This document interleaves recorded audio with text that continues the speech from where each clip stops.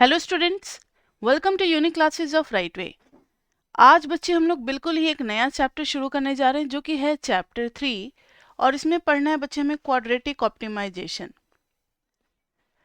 Optimisation का मतलब होता है ऑप्टिमम लेवल की वैल्यू निकालना। दैट मीन्स आप मैक्सिमम निकालो या फिर मिनिमम निकालो, दोनों को ही हम लोग ऑप्टिमम वैल्यू कहते हैं।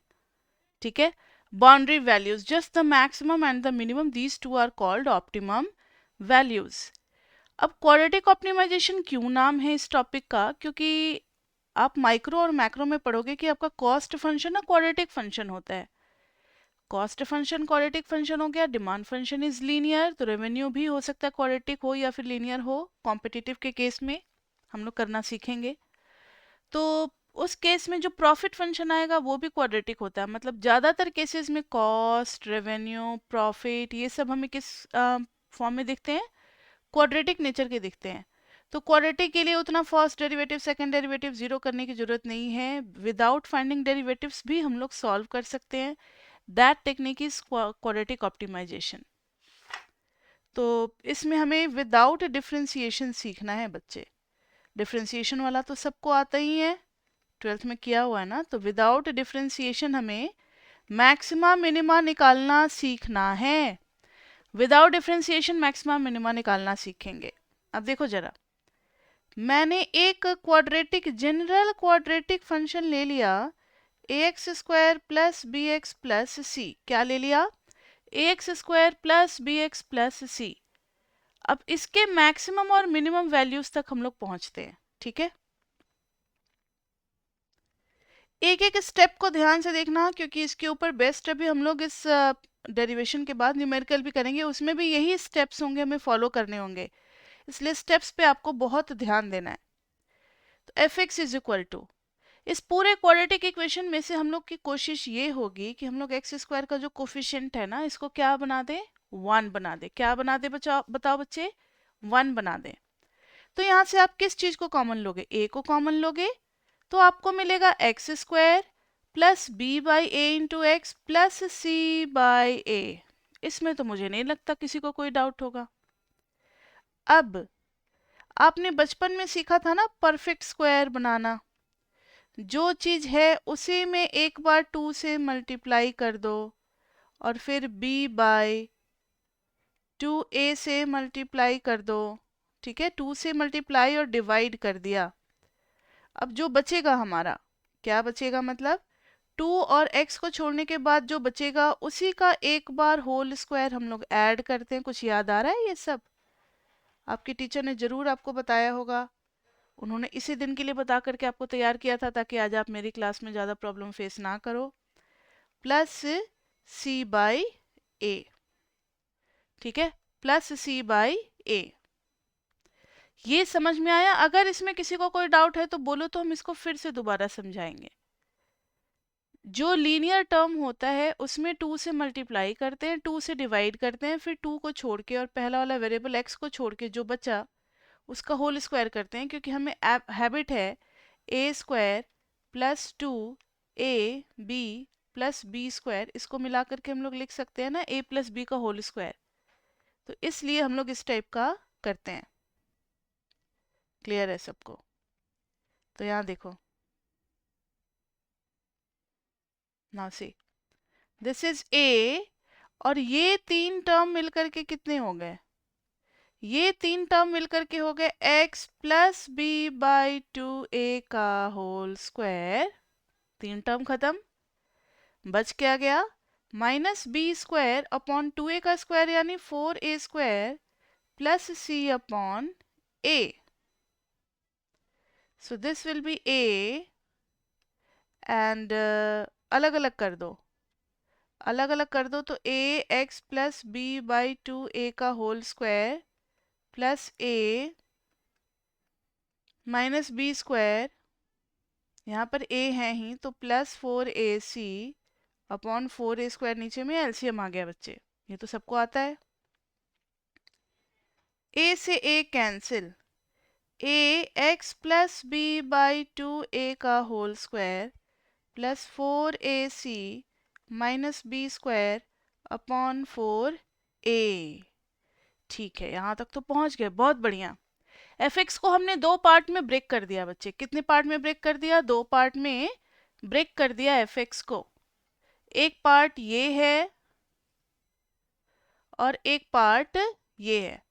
अब दोनों पार्ट पे अब थोड़ा सा डिस्कशन करेंगे। अब आप बच्चे कॉलेज में आ गए हो ना, तो हमेशा न्यूमेरिकल निकाल करके मैच करने का हैबिट जो 11th-12th तक होता था ना, अब थोड़ा सा दिमाग को ना खोलना है। बिना कुछ वैल्यू निकाले हुए भी हम लोग अब डिस्कस करेंगे। अल्फा बीटा लेट कर लो, कुछ पॉजिटिव है नेगेटिव है, मल्टीप्लाई किया डिवाइड किया, क्या होना चाहिए। तो इसको कहते हैं हम लोग एनालिटिकल मेथड। अब आपके ब्रेन का एनालिटिकल पार्ट को थोड़ा शार्प करना है कॉलेज में।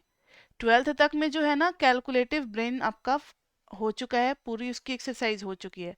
अब थोड़ा सोचने समझने की शक्ति को बढ़ाना है, तो यहाँ ध्यान दो।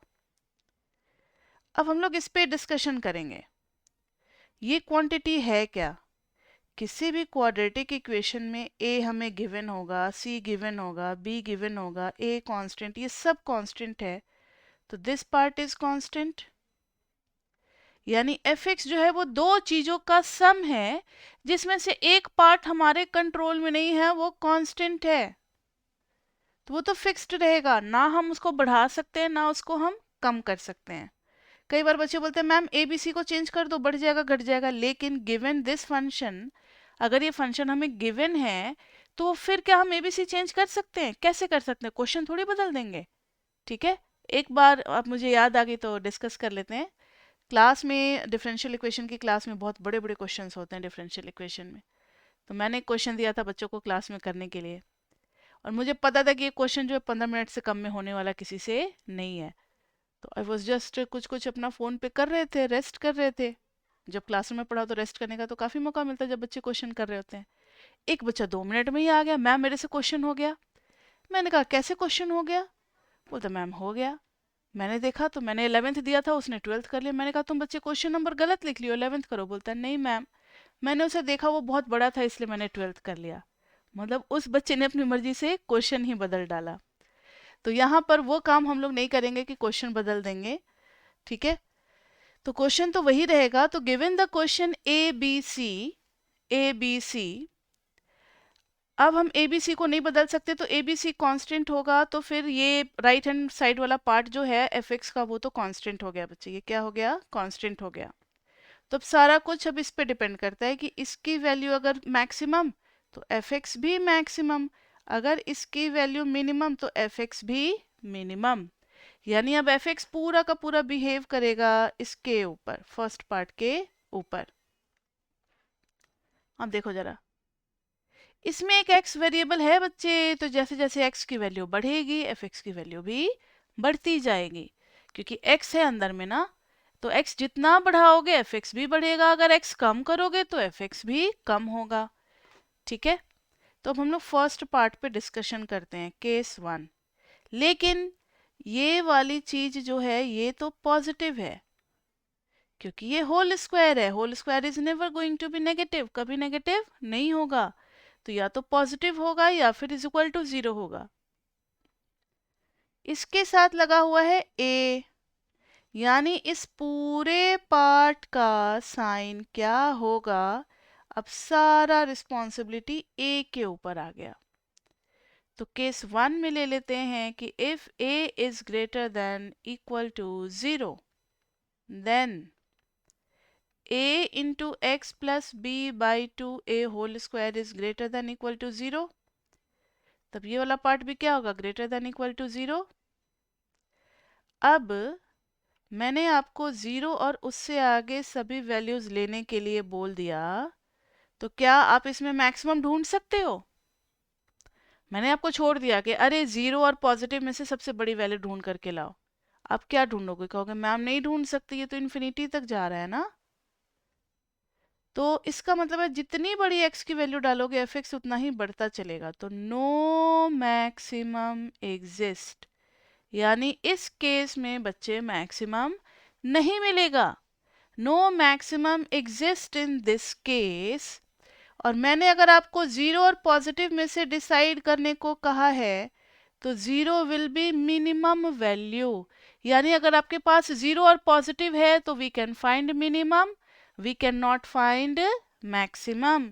तो इस केस में मैक्सिमम एग्जिस्ट नहीं करेगा and minimum F X will be, first part has to be zero और दूसरा वाला पार्ट तो कांस्टेंट है, तो ये तो वैसे का वैसे ही एक्सप्रेशन में रहेगा, this is not going to change. तो मिनिमम एफ एक्स बच्चे हमारा इतना आ गया। और ये कब आ रहा है? When this is equal to zero. और ये ज़ीरो कब होगा? जब x और जब ये वाला पार्ट जो है ये क्या होगा? ज़ीरो। देखो जो मैंने अभी सर्कल किया है, देख रहे हो सर्कल जिस पे चल रहा है राइटिंग। और x plus B by a zero होने का मतलब है x is equal to minus b by two a. जैसे ही आप पुट करोगे x is equal to minus b by two a, ये दोनों एक दूसरे को कैंसिल करके इस पार्ट को क्या कर देंगे? ज़ीरो। और ज़ीरो होने पर ही हमें क्या मिलेगा? Minimum F x. तो अब आपको याद कर लेना है कि क्वाड्रेटिक इक्वेशन जो कि a x square plus b x plus c होता है, उसमें minimum F x is this one, और ये किस पे मिलता है? X is equal to minus b by two a. Clear है बच्चे? ये किसी को कोई डाउट इसमें? नो। ठीक है। अब इसी का केस टू भी है, केस टू भी है। If A is negative, if A is negative then जो फर्स्ट पार्ट है फंक्शन का x plus B by two A whole square, ये अब नेगेटिव या फिर ज़ीरो होने लगेगा। ये जो है ये नेगेटिव या फिर ज़ीरो होने लगेगा। ठीक है, तो अब आपके पास या तो नेगेटिव वैल्यूज है या फिर ज़ीरो है। अब आप बताओ क्या इस केस में मिनिमम मिलेगा? नो। तो इस केस में मिनिमम आप नहीं ढूंढ सकते, तो आप लिखोगे नो मिनिमम एग्जिस्ट। इस केस में क्या होगा बच्चे? No minimum exist and maximum value के लिए सेकेंड पार्ट तो कांस्टेंट है, first part has to be zero. First और सेकेंड पार्ट बच्चे हम लोग इसको कहते हैं फर्स्ट पार्ट और इसको कहते हैं सेकेंड पार्ट। तो for maximum value A X plus B by two A whole square has to be zero. जब ये हो रहा होगा तभी हमें मैक्सिमम एफ एक्स मिलेगा। So maximum F X will be equal to, वही सेम वैल्यू देखो, एक बार मैक्सिमम और एक बार मिनिमम। और एट जब ये x की वैल्यू इसको कैंसिल कर रही होगी, यानी कि at x is equal to minus b by two a, तो कुछ आप नोटिस कर रहे हो? Values are same, values are same. F x की वैल्यू देखो ना, इधर भी है four a c minus B square upon four a, इधर भी है four a c minus B square upon four a, इधर x is equal to minus b by two A, x is equal to minus b by two a. लेकिन सब कुछ depend करता है कि आपका ए क्या है। अगर ए नेगेटिव है तो मैक्सिमम, अगर ए पॉजिटिव है तो मिनिमम। ठीक है, एक और छोटा सा ट्रिक है आपको बता सकते हैं हम। ट्रिक है कि कब मैक्सिमम और मिनिमम डिसाइड करेंगे।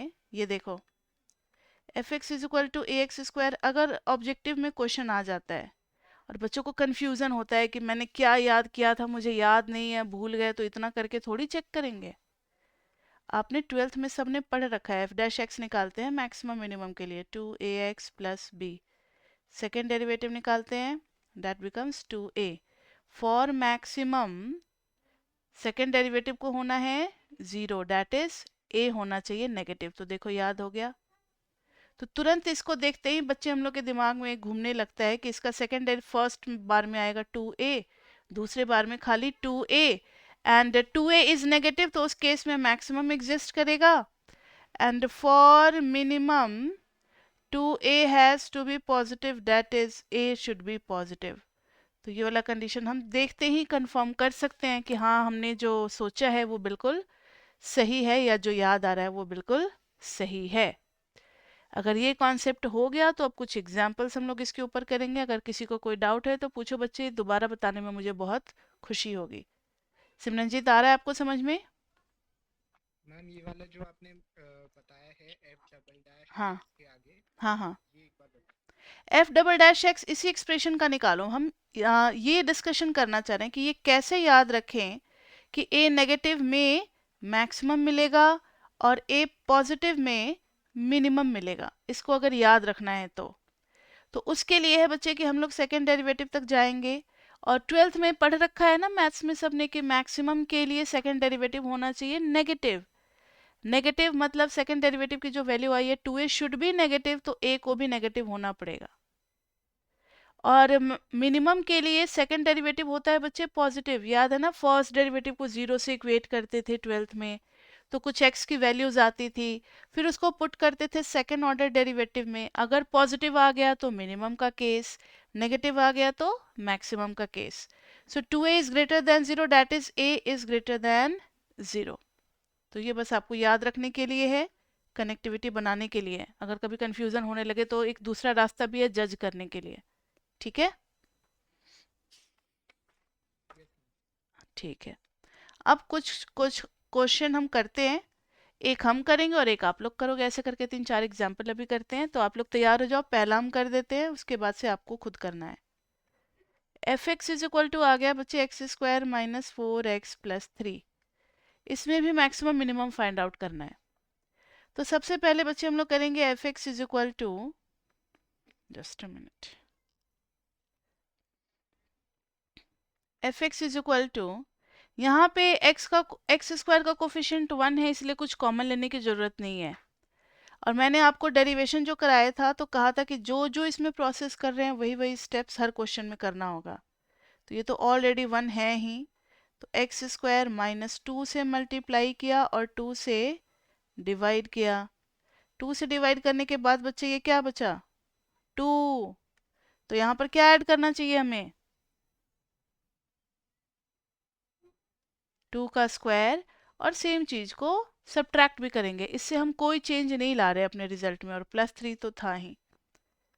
तो ये इतना कितना हो जाएगा, दिस वन, ये हो जाएगा x माइनस 2 का whole square, and this is minus 4 plus 3, so this will be x minus 2 का होल स्क्वायर और माइनस 1। तो यहाँ देखो बच्चे, ये दो पार्ट में ब्रेक हो गया, एक ये और एक ये। क्या हम चाह करके भी -1 को इसमें कंट्रोल कर सकते हैं? नहीं, जो लेना देना है अब x से लेना देना है। और इसका कोफिशिएंट क्या था, 1, और वैसे भी ये पॉजिटिव ही आ रहा है, इसका कोफिशिएंट 1 है, तो this will be greater than equal to 0। ये अपने मन में रखना है, ठीक है। तो इस केस में मिनिमम मिलेगा, क्योंकि अगर greater than equal to 0 allowed है तो minimum value will be 0। Minimum value will be 0। So minimum fx is equal to, minimum fx is equal to, ये पार्ट हो जाएगा 0 माइनस 1, ये कितना हो गया, -1। किस पर मिलेगा, ये कब 0 होगा, जब हम x की वैल्यू 2 डालेंगे। समझ में आई बात? तो न्यूमेरिकली भी हम इस तरीके से सोच सकते हैं, तो हमें मिल जाएगा मिनिमम और मैक्सिमम। इस मेथड को हम लोग लॉजिकल रीजनिंग मेथड भी कहते हैं।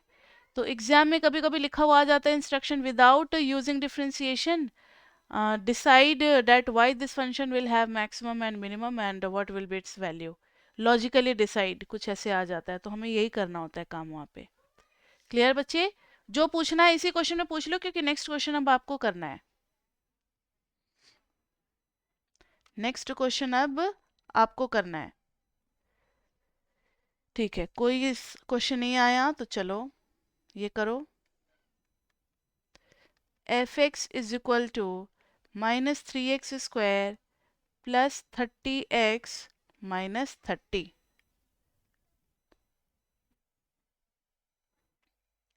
नाउ सी बच्चे, f x is equal to this है, तो यहाँ पर -3 भी है, तो एक स्टेप बढ़ जाएगा पिछले वाले एग्जाम्पल से, -3 कॉमन आ जाएगा। एक्स स्क्वायर -3 से डिवाइड करेंगे,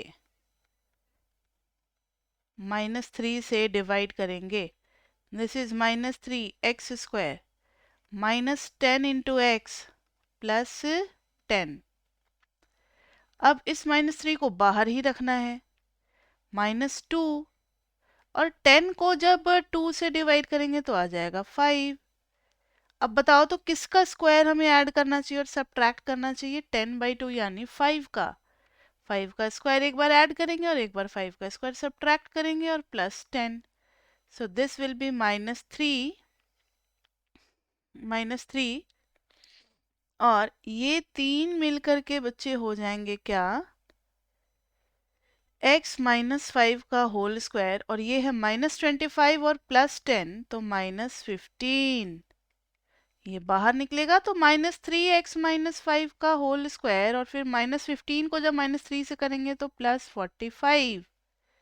अब ये बताओ कि ये वाला या तो नेगेटिव होगा या फिर जीरो होगा। तो for minimum F X, sorry, negative और जीरो में तो मैक्सिमम ले सकते हैं ना जीरो को। Maximum F X will be equal to 45 at x is equal to 5, क्योंकि x इज इक्वल टू 5 पे ही ये चीज जीरो होगी और तब जाकर के हमें मिलेगा मैक्सिमम। नहीं तो हर बार 45 में से कुछ ना कुछ क्या होता रहेगा, लेस होता रहेगा और कम आता रहेगा। तो maximum value will be 45 at x is equal to 5। Clear बच्चे? ये हो गया। एक और क्वेश्चन करते हैं। F x is equal to x square upon 3 plus 2/3 into x minus 8/3। क्या करेंगे इसमें? एक्स स्क्वायर का जो कोफिशिएंट है 1/3 इसको बाहर ले लेंगे तो मिल जाएगा हमें x square plus 2 into 1 into x minus 8। This will be 1/3 x square plus 2 into 1 into x. अब देखो जरा, यहाँ पर 1 का स्क्वायर एक बार ऐड करेंगे और एक बार 1 का स्क्वायर सब्ट्रैक्ट करेंगे और -8। ये तीन मिलकर के क्या हो जाएंगे बताना जरा? This will be 1/3 x plus 1 का होल स्क्वायर, और ये -1 और -8 -9 और बाहर निकलेगा तो एक 3 नीचे में वेट कर रहा है पहले से। तो this will be 1/3 x plus 1 का स्क्वायर और -3। तो हम कहेंगे कि this part can be greater than equal to 0। So minimum F x exist करेगा व्हेन दिस इज 0। और ये 0 कब होगा? At x is equal to -1। तो जब x की वैल्यू -1 होगी तब बच्चे एफ एक्स की वैल्यू क्या होगी? मिनिमम, और वो कितनी होगी? -3। ठीक है। तो अब मेरे ख्याल से आपको ये तो करने आ गया अच्छे से, इसमें किसी को कोई डाउट नहीं है। अब हम लोग एग्जाम्पल शुरू करेंगे, एग्जाम्पल ऑफ क्वाड्रेटिक ऑप्टिमाइजेशन। ये बहुत इंपॉर्टेंट है बच्चे, तो बहुत इंपॉर्टेंट टॉपिक है, इसलिए इसको जितना मर्जी उतना स्टार दे दो। पूरे एमएमई का बहुत सबसे ज़्यादा इंपॉर्टेंट टॉपिक में से एक ये है। एग्जाम्पल ऑन, बड़े इत्मीनान से और आराम से देखने की जरूरत है। इसमें टोटल 10 पार्ट्स होंगे, 10 से 11 पार्ट होंगे। एग्जाम्पल ऑफ क्वाड्रेटिक ऑप्टिमाइजेशन, और जो कॉन्सेप्ट हम अभी आपसे यहाँ पर डिस्कस करेंगे that will help you a lot in microeconomics. Optimization in monopoly. ठीक है। तो एमएमई में जरूर आपको बताया जा रहा है, लेकिन यहाँ पर आपको क्वेश्चंस कराए जाएंगे और ज़्यादा डिटेल में डिफरेंट केसेस आपको माइक्रो में पढ़ाया जाएगा, लेकिन यहाँ पर हम लोग आपका बेस जरूर तैयार कर देंगे। तो ध्यान से सुनना क्या क्या हमें गिवन है। सबसे पहले मुझे ये बताओ कि मोनोपोली का मतलब होता क्या है? कोई ट्राई कर सकते हो? बताओ। मैम जिस जिस मार्केट में सिंगल फर्म होती है उसे मोनोपोली कहते हैं। मतलब सिंगल प्रोड्यूसर सिंगल सेलर, बना भी वही रहा है और बेच भी वही रहा है और कोई नहीं है। ठीक है। ठीक है, मोनोपोली में ये तो समझ में आ गया कि सिंगल सेलर और single producer and single seller वही रहता है, एंड सिंगल सेलर। ठीक है। मोनोपोली के बाद इसमें बहुत सारे हैं, जैसे पेटेंट, मेडिसिन वगैरह, इन सब फॉर्म में आते हैं। मेडिसिन, मेडिसिन की दुनिया में अभी भी ऐसे कॉम्पिटिटिव नहीं हुआ है कि एक ही सॉल्ट कॉम्पोजिशन के मेडिसिन आपको बहुत सारे कंपनी में मिल सके। अब तो थोड़ा थोड़ा होने लगा है, लेकिन पहले तो बिल्कुल अगर इसकी दवाई एक कंपनी बना रहा है तो वही बना रहा है। इस वजह से क्या होता था कि मेडिसिन के दाम भी ज़्यादा थे। आज मेडिसिन कॉम्पेरेटिवली सस्ती है, क्योंकि कॉम्पिटिटिव बहुत सारे फॉर्म और बहुत सारे कंपनीज इस मार्केट में उतर चुके हैं, तो सेम सॉल्ट कॉम्पोजिशन का सस्ते दवाई भी आपको मिल जाएंगे दुकान पे। ठीक है, चलो दवाई की बात बहुत छोड़ो, मेरे हाथ में ये डिजिटल पेन है। आज सबका ऑनलाइन ही काम चल रहा है। अब तो मार्कर से बोर्ड पे नहीं लिख सकते, आपको दिखेगा क्या? मान लो अगर यही डिजिटल स्क्रीन पे ही आप देख सकते हो, और वो मोबाइल से बोर्ड का फोटो खींच करके भेज रहे हैं, वो सब तो पुरानी टेक्निक हो गई, उस पे नहीं जाते हैं। इस पेन की आज सबको ज़रूरत है। अगर सिर्फ मेरी ही फैक्ट्री ये पेन बनाती है, ध्यान से सुनना, तो सब कुछ ठीक ठाक रहा तो इस पेन का कॉस्ट मैंने 10,000 रखा तो सबने खरीद लिया।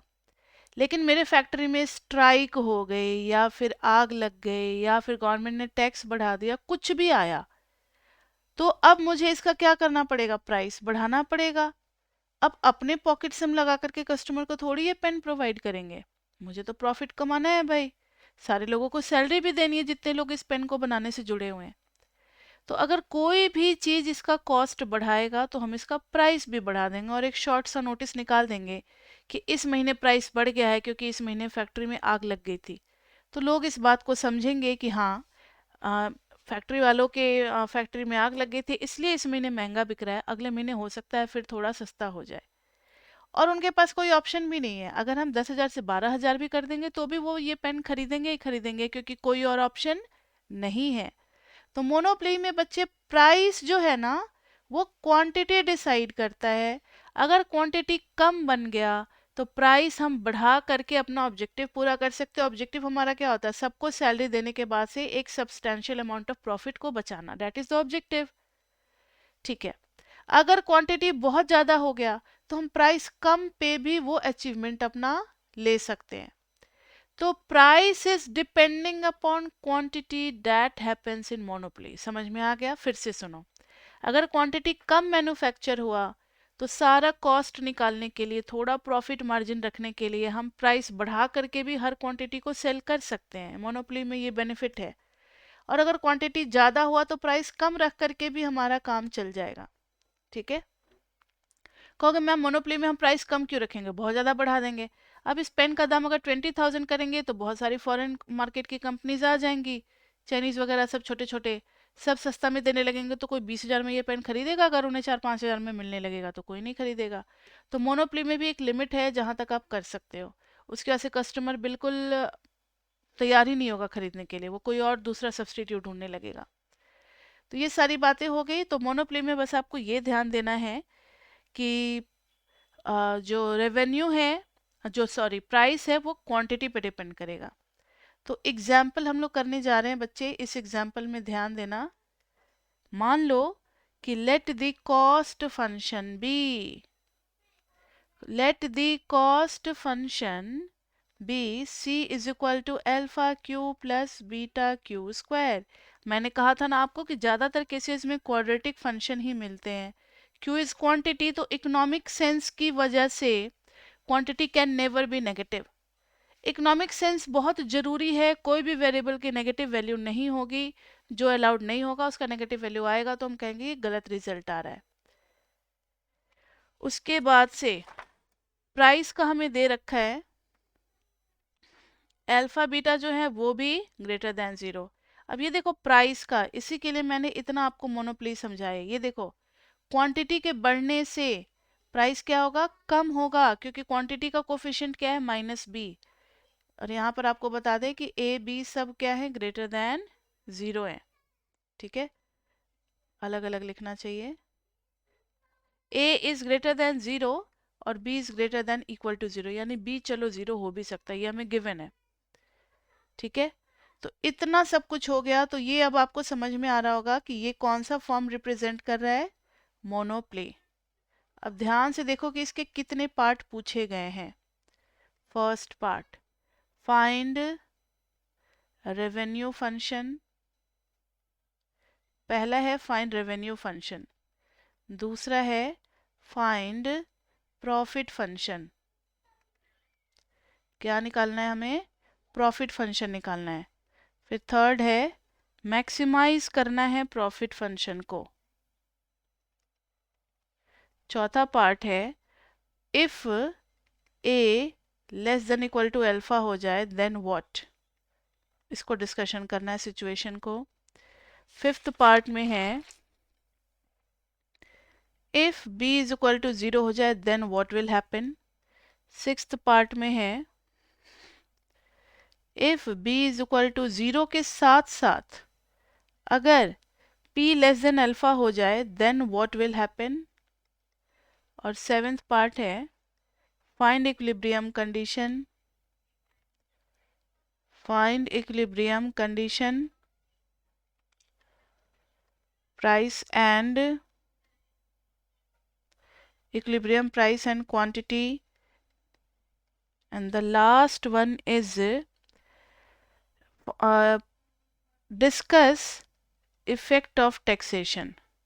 Discuss effect of taxation यानी टैक्स के केस में क्या क्या फर्क पड़ेगा हमारे प्रॉफिट पे, रेवेन्यू पे, इन सब पे, ये सब हमें डिस्कस करना है। तो ये टोटल 8 पार्ट्स है बच्चे, यही करने में आज की क्लास निकल जाएगी। लेकिन एक एक चीज को आपको ध्यान में रखना है क्योंकि यही सेम टाइप के क्वेश्चन आपको चैप्टर 9 में रिपीटेड होंगे। यहाँ पर विदाउट डिफरेंशिएशन करना है, चैप्टर 9 में क्या होगा, विथ डिफरेंशिएशन करना होगा। फिर एमएमई 2 में चैप्टर 15 में भी मिलेगा, वहां पर दो दो वेरिएबल वाले होंगे, इसलिए इसको हम लोग बहुत इंपॉर्टेंट एग्जाम्पल मानते हैं। अब आ जाओ सॉल्यूशन करते हैं। रेवेन्यू क्या होता है, सब कुछ क्यू का फंक्शन होगा ना। रेवेन्यू, रेवेन्यू क्या होगा, तो जो आपने प्राइस बना रखा है कि इस प्राइस पे मुझे बेचना है, that price into quantity sold. तो रेवेन्यू जो है वो प्राइस इनटू क्वांटिटी हो जाता है बच्चे। प्राइस का एक्सप्रेशन दे रखा है, ये रहा price, this one is price expression a minus b q. तो हम यहाँ पर ले लेंगे a minus b q into q, तो ये हो जाएगा a q minus b q square. This is revenue function. Revenue मतलब आपने कितना कलेक्ट किया, आपके पॉकेट में कितना आया आफ्टर सेलिंग क्यू आइटम्स। ठीक है बच्चे। नेक्स्ट पूछा इन्होंने सेकंड पार्ट में प्रॉफिट फंक्शन। देखो क्यू हमने क्वांटिटी के लिए सिंबल यूज कर लिया, पी हमने प्राइस के लिए यूज कर लिया, तो फिर प्रॉफिट के लिए पी नहीं यूज करेंगे, तो प्रॉफिट के लिए पाई यूज करेंगे। पाई किसके लिए यूज करेंगे, प्रॉफिट के लिए। ये हर जगह पाई एक्सेप्टेबल है, एमएमई में आप कहीं भी पाई लिख दोगे समझ में आ जाएगा, पूरा प्रॉफिट वर्ड लिखने की जरूरत नहीं है। तो pi q is equal to r q minus cost. जितना आया और भाई जितना गया, दोनों का डिफरेंस ही तो नेट रेवेन्यू या फिर प्रॉफिट। नेट रेवेन्यू भी अगर कोई बोले तो इसका मतलब पूरा का पूरा रेवेन्यू जो आपने कलेक्ट किया उसको मत बोलो। नेट रेवेन्यू का मतलब पूरा का पूरा रेवेन्यू जो कलेक्ट हुआ वो नहीं होता। तो देखना बच्चे, रेवेन्यू तो हमने निकाल ही रखा है, this is our revenue function, है ना। This is our revenue function. अब रेवेन्यू में से क्या माइनस कर देंगे, कॉस्ट। तो a q minus b q square minus cost. Cost कहाँ है, तो ये रहा cost, this one. Alpha q plus beta q square, तो alpha q plus beta q square.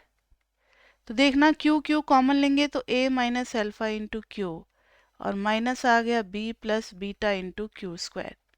ठीक है, तो this is our profit function. Third part में पूछा है मैक्सिमाइज पाई क्यू, लेकिन यहाँ पर हमें डिफ्रेंसिएशन नहीं यूज करना है बच्चे।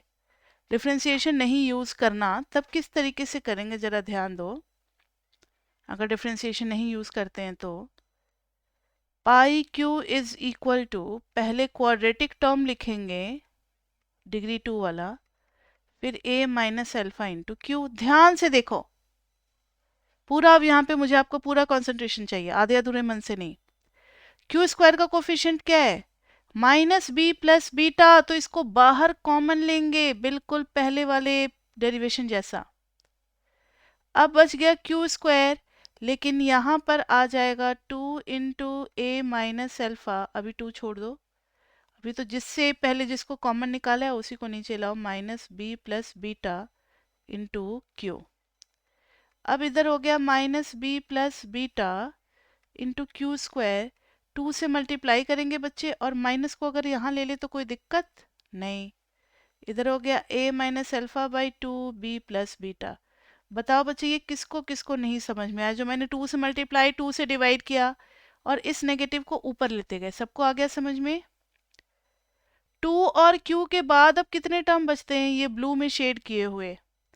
तो इन्हीं का होल स्क्वायर एक बार हम लोग ऐड करेंगे। इन्हीं का होल स्क्वायर एक बार हम लोग क्या करेंगे? ऐड करेंगे। और एक बार क्या करेंगे? सब्ट्रैक्ट करेंगे। ठीक है, और पूरा ब्रैकेट में बंद। तो माइनस बी प्लस बीटा, ध्यान से देखो, ये फर्स्ट टर्म, ये सेकेंड टर्म और ये थर्ड टर्म, ये तीनों मिलकर के क्या दे देंगे हमें? q minus this blue shade वाले का होल स्क्वायर, यानी a minus alpha by 2 b plus beta whole square. और ये तो इसके साथ भी मल्टीप्लाइड है और इसके साथ भी आएगा बच्चे, तो यहाँ भी माइनस है देखो, और यहाँ भी माइनस है, तो दोनों मिलकर के प्लस हो गए। b plus beta a minus alpha का whole square by 4 b plus beta का होल स्क्वायर, तो होल स्क्वायर से ये कैंसिल। समझ में आ रहा है?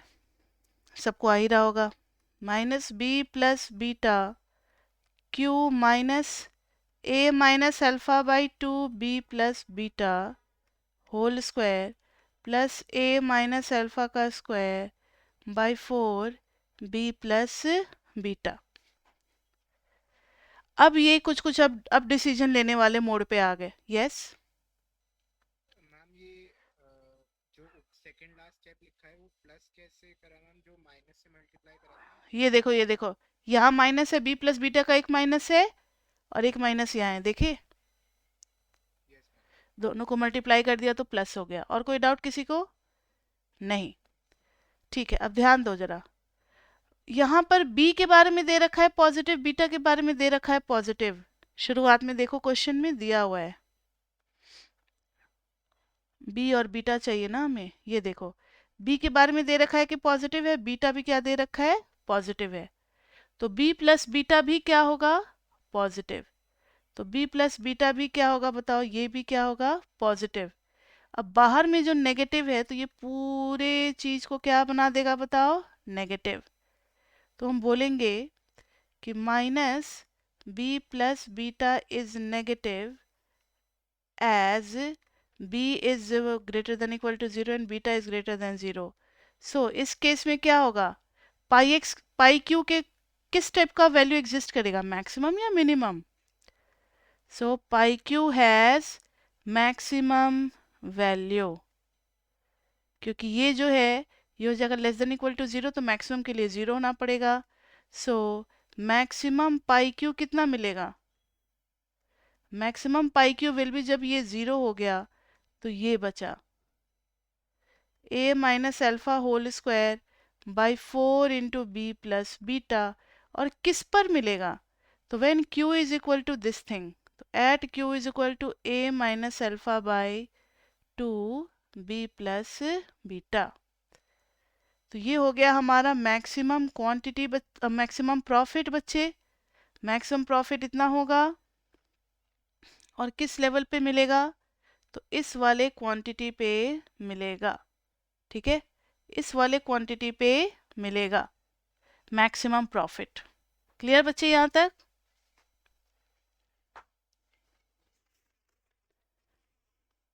ठीक है, थर्ड पार्ट हो गया ना।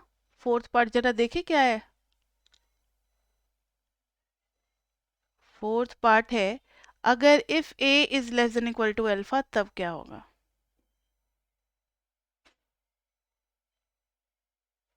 ठीक है, तो fourth part, if a is less than equal to alpha, तो जरा देखना, अभी जो हमने क्वांटिटी निकाला उसी को देखते हैं। Quantity for maximum profit is a minus alpha upon 2b plus 2b plus beta. Now see, अगर a less than equal to alpha होने लगे तो a minus alpha will be less than equal to 0, तो ये भी होने लगेगा less than equal to 0, which has no economic sense. इसका कोई इकोनॉमिक सेंस नहीं निकलता बच्चे की क्वांटिटी क्या होने लगे, नेगेटिव। क्वांटिटी कभी सुना है नेगेटिव कि भाई मुझे -4 चॉकलेट दे दो, -10 चेयर दे दो, ऐसे तो हम लोग जाकर के नहीं बोलते ना। तो quantities can not be negative, तो which has no economic sense. तो इस केस में हम क्या करेंगे, बंद कर देंगे। It is shut down point, business को बंद करना पड़ेगा, shut down point, shut down कर दो बिजनेस को। एंड प्रॉफिट कितना हो जाएगा, निकालने की कोशिश मत करो, प्रॉफिट विल बी जीरो और quantity will be also zero. जब बंद ही कर दिया तो क्या क्वांटिटी बनाया, कुछ नहीं, ठीक है। और पाई भी क्या हो गया, जीरो। ठीक है बच्चे।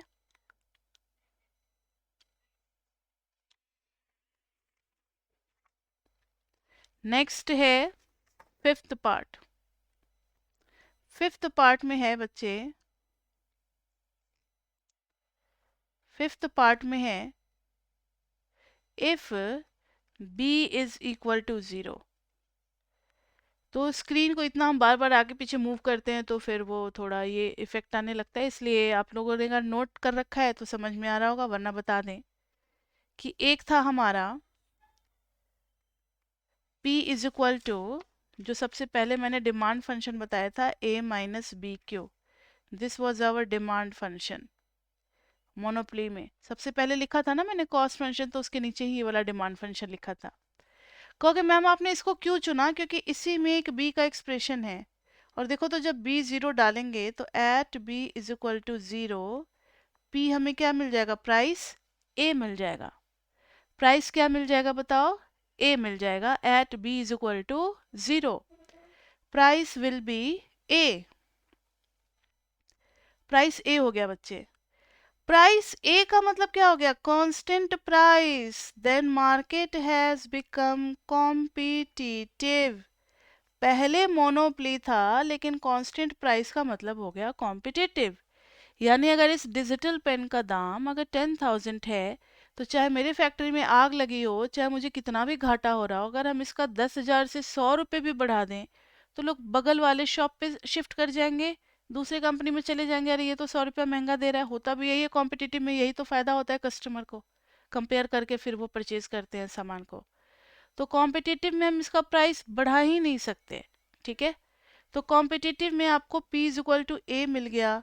तो market has shifted from monopoly to competitive, market हमारा कॉम्पिटिटिव हो गया। अब सब कुछ चेंज हो जाएगा, हर चीज जो भी हमने निकाला था, ये सब निकाला था ना, प्रॉफिट और क्वांटिटी वगैरह, इन सब में हमें पुट कर देना है b is equal to zero, b is equal to zero. तो देखो तो यहाँ पे b is equal to zero, b is equal to zero put करेंगे, then maximum profit will be, कितना हो जाएगा, maximum profit will be a minus alpha का होल स्क्वायर बाय 4, और b तो जीरो कर दिया बीटा।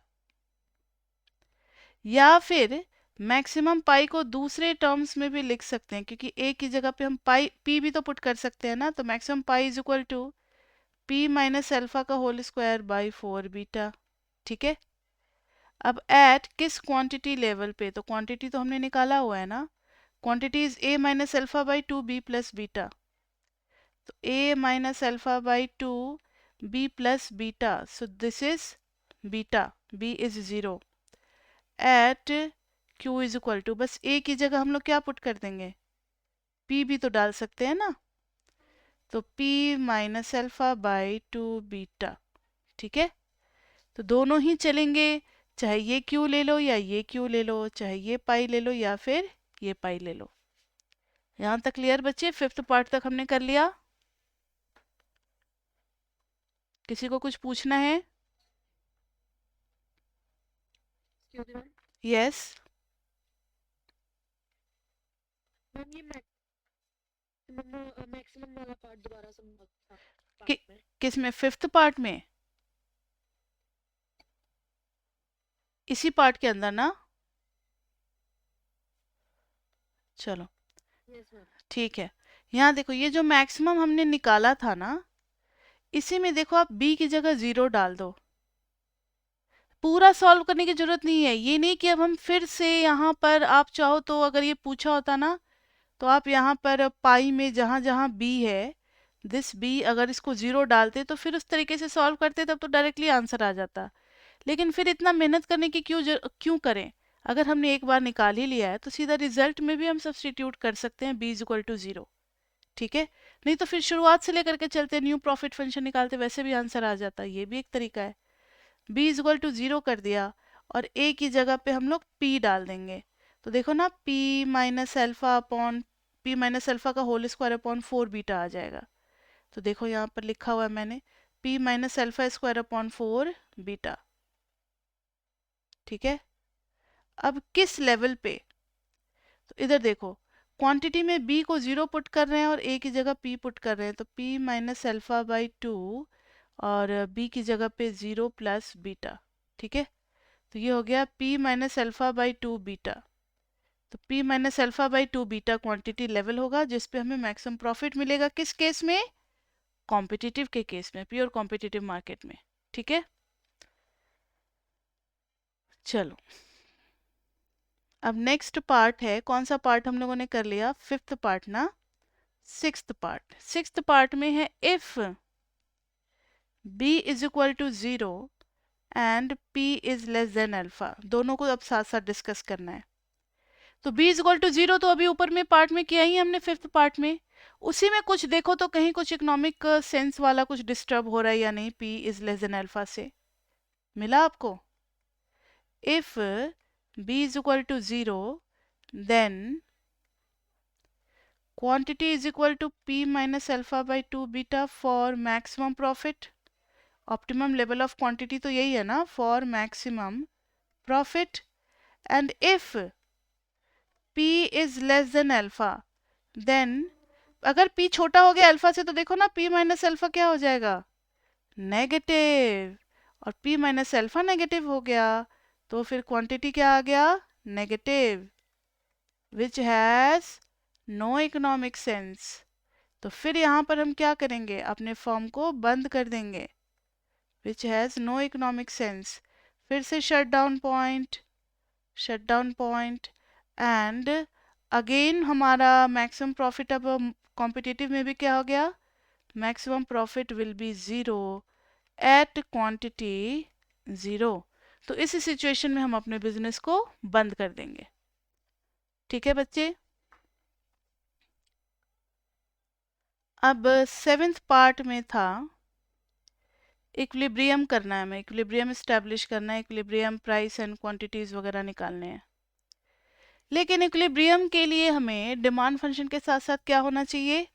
सप्लाई फंक्शन भी मिलना चाहिए। तो इक्विलिब्रियम में हमारा डिमांड फंक्शन क्या था? P is equal to a minus b q. यही हमारा डिमांड फंक्शन था। कहोगे मैम कैसे पता चला आपको? तो वैसे तो दिया रहेगा डिमांड फंक्शन, नहीं तो प्राइस और क्वांटिटी के बीच में इन्वर्स रिलेशनशिप होता है तो ये डिमांड होता है, क्योंकि जैसे जैसे प्राइस बढ़ती है डिमांड क्या हो जाती है? कम हो जाती है। और जैसे जैसे क्वांटिटी कम होती है डिमांड क्या हो जाता है? बताओ, बढ़ जाता है। तो डिमांड फंक्शन में डिमांड का जो है क्वांटिटी के साथ रिलेशनशिप वो क्या आ जाएगा? नेगेटिव। ठीक है, बहुत बढ़िया, नेगेटिव आएगा डिमांड फंक्शन। सप्लाई फंक्शन नहीं मिल रहा मुझे, लेकिन हम आपका थोड़ा सा मेहनत कम कर देते हैं और टाइम बचा देते हैं, और सप्लाई फंक्शन के लिए जो कॉम्पिटिटिव में मिला था ना, ये वाला Q is equal to p minus alpha, इसको जरा सॉल्व करो।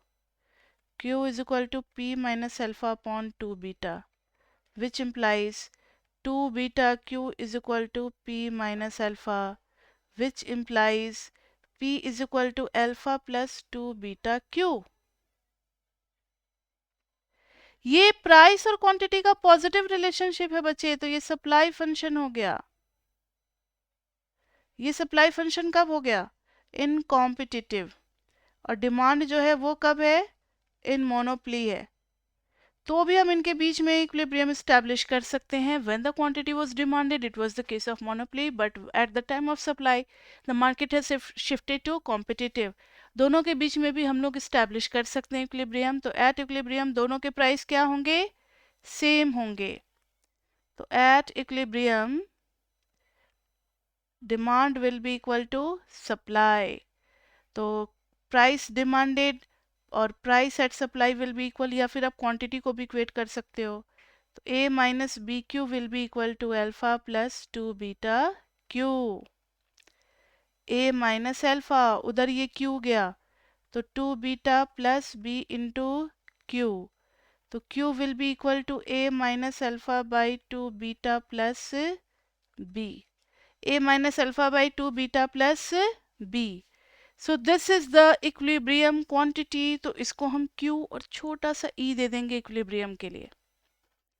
ठीक है बच्चे, अब प्राइस निकालना है, तो प्राइस के लिए इस वाले रिलेशनशिप का यूज कर लो, alpha plus 2 beta q e डाल देंगे उसके अंदर।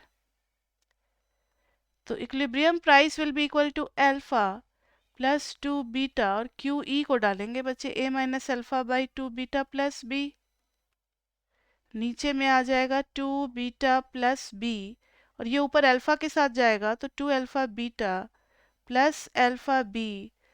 बहुत ही केयरफुली आपको भी करने की ज़रूरत है, माइनस 2 अल्फा और बीटा, कुछ कैंसिल वैंसिल हो रहा है? 2 अल्फा बीटा कैंसिल हो रहा है, तो alpha b plus 2 a beta upon 2 beta plus b. A है, हाँ है, तो this is our equilibrium price. ठीक है बच्चे, और प्रॉफिट निकालना चाहते हो तो वो भी निकाल सकते हो, इक्विलिब्रियम पे प्रॉफिट भी निकाला जा सकता है। जो प्रॉफिट आया था किसी भी प्रॉफिट में डाल दो, जो प्रॉफिट आया था दिस वन, इसमें आप इसमें नहीं, प्रॉफिट जो इधर आया था ये ए माइनस अल्फा का whole square by 4 b plus beta, तो आप इसमें क्या कर दोगे, किसी की वैल्यू डाल दोगे, लाइक किसकी डालोगे, pi at equilibrium will be equal to beta a minus alpha का whole square by b plus 2 beta whole square. Okay, फिर ये पूरा ही निकालना पड़ेगा। ठीक है ठीक है, ऐसे डायरेक्टली पुट करके नहीं निकलेगा because there is no relationship,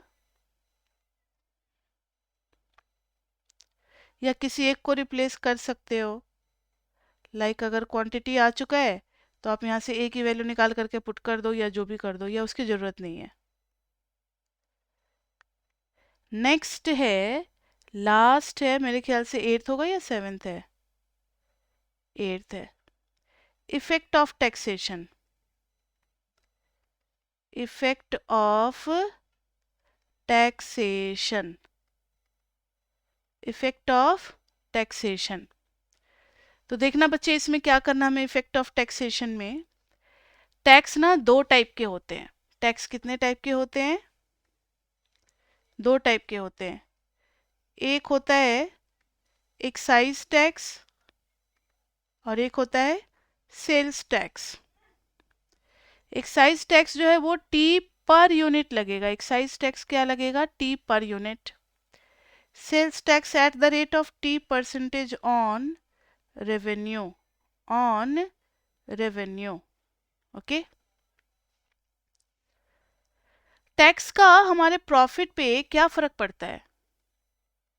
तो प्रॉफिट का न्यू फंक्शन निकलेगा बच्चे, ओल्ड प्रॉफिट में से माइनस करना पड़ेगा टी इंटू क्यू। नहीं समझ में आया? जो प्रॉफिट फंक्शन था अब उसमें से कुछ और लेस हो जाएगा ना, क्योंकि आप टैक्स भी अब पे कर रहे हो, तो टी इंटू क्यू आप पे कर रहे हो, तो उसको क्या करोगे, सब्ट्रैक्ट करोगे, तब जा करके आपको न्यू प्रॉफिट फंक्शन मिलेगा। And rest of the procedure is same. आप इसको किस तरीके से मैक्सिमाइज करते हो ये आपके ऊपर डिपेंड करता है। यहाँ पर क्या हो जाएगा बच्चे, new profit function will be equal to old profit function minus t percentage of revenue function. ये एक नया फंक्शन बनेगा, फिर आप इसको उसी तरीके से थर्ड पार्ट के जैसा मैक्सिमाइज करो, मैक्सिमम प्रॉफिट निकालो, क्वांटिटी निकालो, सब कुछ सेम होगा। बस फर्क पड़ जाएगा कि टी इंटू क्यू और t percentage of r q. Question में यहाँ पर वैल्यू दी होगी, लाइक 1%, 2% या जो भी होगा। यहाँ पर भी ₹5 पर यूनिट, ₹1 पर यूनिट, इस तरीके से हमें दिया होता है। ठीक है बच्चे, तो ये तो इतना हो गया। ये देखो, ये थ्योरी तो काफ़ी इम्पोर्टेंट है। अब आज के क्लास में तो इतना ही करेंगे। क्लास 2 में चैप्टर 3 में हम लोग न्यूमेरिकल्स करेंगे इन्हीं के ऊपर। क्या करेंगे? न्यूमेरिकल्स करेंगे इन्हीं न्यूमेरिकल्स करेंगे हम लोग इन्हीं के ऊपर। मैक्सिमा मिनिमा वाले कुछ क्वेश्चंस कराएंगे जहां पर हम लोग करेंगे। और आपकी बुक में एक कोकुआ वाला होगा क्वेश्चन, एक ही क्वेश्चन है। जब बुक पलटोगे, रीडिंग पलटोगे तो एक ही क्वेश्चन मिलेगा मैक्सिमा मिनिमा का, इसी क्वाड्रेटिक मोनोपोली के एग्जाम्पल के जस्ट बाद। उसको भी आपको ट्राई करना है। देखना चाहते हैं कि आप कितना लेवल तक उसको समझ पाते हो। आज तक किसी भी बच्चे ने एक बार में तो क्वेश्चन किया नहीं, क्योंकि बच्चे इतना ध्यान से नहीं पढ़ते। अगर आपने ध्यान से इस एग्जाम्पल को समझा होगा तो वो क्वेश्चन आपसे हो जाएगा। तो मुझे नेक्स्ट क्लास में रिपोर्ट चाहिए आप सभी से कि आप सभी से कोकुआ वाला, कोकुआ शिप फॉर्म का जो एग्जाम्पल है, जो क्वेश्चन दे रखा है अनसॉल्व्ड आपके बुक में, वो आप कर पाते हो या नहीं। ठीक है बच्चे?